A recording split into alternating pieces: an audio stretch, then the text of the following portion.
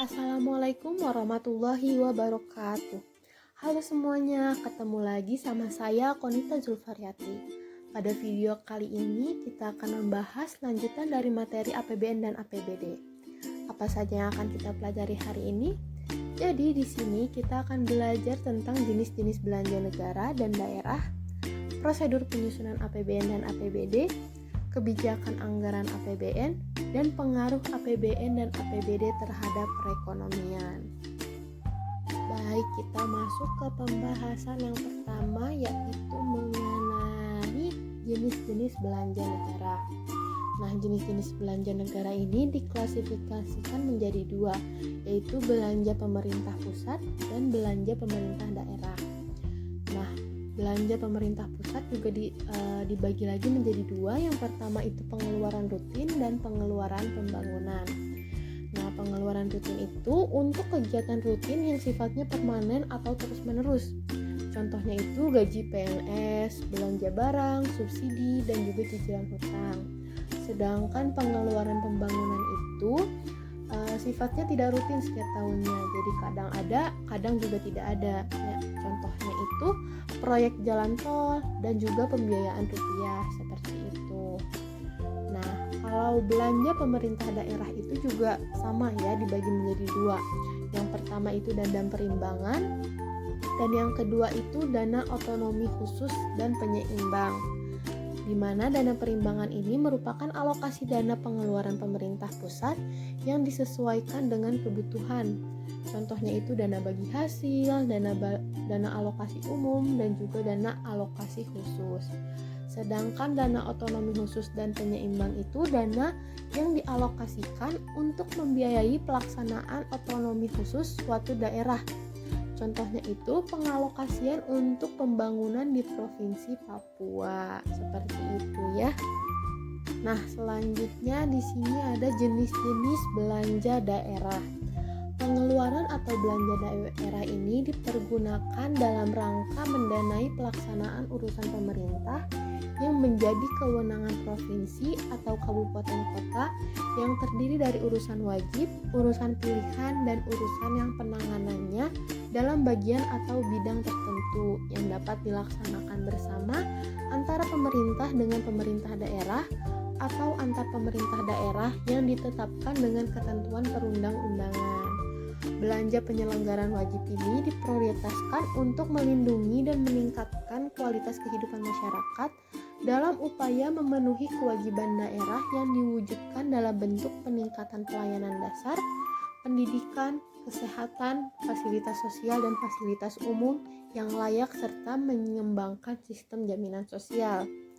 Seperti itu ya.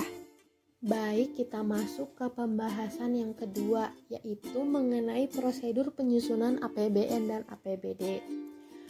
Nah, di sini kita akan bahas terlebih dahulu mengenai prosedur penyusunan APBN. Jadi, Presiden itu mengajukan RAPBN-nya kepada DPR. Lalu DPR bersama DPD membahas bersama mengenai RAPBN yang diajukan oleh Presiden. Sehingga dari diskusi atau pembahasan tersebut diperoleh dua kemungkinan jawaban, yaitu disetujui atau tidak disetujui si RAPBN-nya. Nah, jika disetujui, maka RAPBN tersebut akan disahkan menjadi APBN dan pemerintah akan menjalankan APBN yang sudah disahkan itu. Namun, jika tidak disetujui, maka RAPBN-nya tidak akan disahkan menjadi APBN, serta pemerintah itu wajib untuk menjalankan APBN yang tahun lalu, begitu. Nah, masuk ke prosedur penyusunan APBD. Kurang lebih sama seperti prosedur penyusunan APBN, namun di sini bedanya bupati atau wali kota itu menyusunnya RAPBD seperti itu. Jadi rancangan anggaran pendapatan dan belanja daerah seperti itu. Nah, nanti oleh bupati atau wali kota itu diajukan ke DPRD. Lalu oleh DPRD itu didiskusikan atau disidangkan. Sama juga menimbulkan dua kemungkinan, yaitu diterima atau ditolak. Jika diterima, maka RAPBD tersebut disahkan menjadi APBD dan pemerintah menjalankan APBD-nya sesuai yang sudah disahkan begitu ya. Namun, jika ditolak, maka RAPBD-nya tidak akan disahkan serta pemerintah akan menjalankan APBD yang tahun lalu seperti itu. Baik, kita masuk ke pembahasan yang ketiga mengenai kebijakan anggaran APBN. Nah, kebijakan anggaran APBN ini diklasifikasikan menjadi 4, yaitu anggaran berimbang, anggaran dinamis, anggaran surplus, serta anggaran defisit. Nah, apa aja sih pengertian dari masing-masing anggaran? Mari kita bahas bersama ya.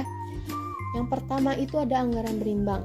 Anggaran berimbang merupakan jumlah pengeluaran sama dengan jumlah penerimaan. Tujuan dari penyusunan anggaran ini adalah untuk memelihara stabilitas ekonomi dan mencegah terjadinya anggaran defisit. Lalu yang selanjutnya ada anggaran dinamis. Anggaran dinamis adalah anggaran yang selalu meningkat dibandingkan anggaran tahun sebelumnya. Lalu yang ketiga ada anggaran surplus, yang dimana anggaran ini dengan penerimaan negara lebih besar daripada pengeluaran. Kebijakan ini dijalankan bila keadaan ekonomi sedang dilanda inflasi untuk menyesuaikan anggaran dengan kenaikan harga barang dan jasa. Dan yang terakhir itu ada anggaran defisit, di mana penerimaan negara lebih kecil daripada pengeluaran negara. Maka kebijakan ini dijalankan karena pemerintah akan memperbaiki keadaan perekonomian negara yang sedang menurun atau dilanda deflasi seperti itu. Baik, kita masuk ke pembahasan keempat yang merupakan pembahasan terakhir dari materi APBN dan APBD, yaitu pengaruh APBN dan APBD terhadap perekonomian. Nah, kita masuk ke pengaruh APBN terlebih dahulu ya. Nah, dengan adanya APBN dapat diketahui arah, tujuan, serta prioritas pembangunan yang akan dan sedang dilaksanakan. Pembangunan sarana dan prasarana ekonomi juga akan meningkatkan produktivitas faktor produksi. Hal ini dibarengi dengan peningkatan kualitas sumber daya manusianya. Konsekuensinya, hasil-hasil produksi pun semakin meningkat.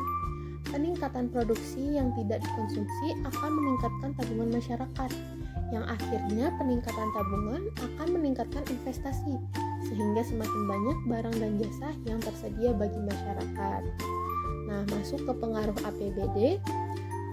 Sepertinya pengaruh APBD ini kurang lebih sama dengan pengaruh APBN terhadap perekonomian begitu.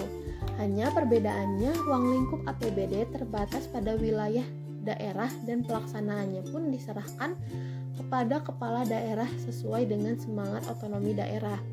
Jika APBD telah dirancang sesuai dengan keadaan provinsi, kabupaten, kota, dan dilaksanakan dengan transparansi oleh aparatur pemerintah dalam pengawasan DPRD, maka APBD akan sangat membantu dalam upaya mengurangi kemiskinan, memperluas kesempatan kerja, memungkinkan daerah itu untuk mengadakan investasi baru dan juga untuk menyejahterakan kehidupan rakyat secara berkesinambungan. Seperti itu ya. Baik, sampailah kita pada akhir materi mengenai APBN dan APBD dalam pembangunan ekonomi. Mungkin cukup sekian yang dapat saya sampaikan. Sampai jumpa di video selanjutnya. Wassalamualaikum warahmatullahi wabarakatuh.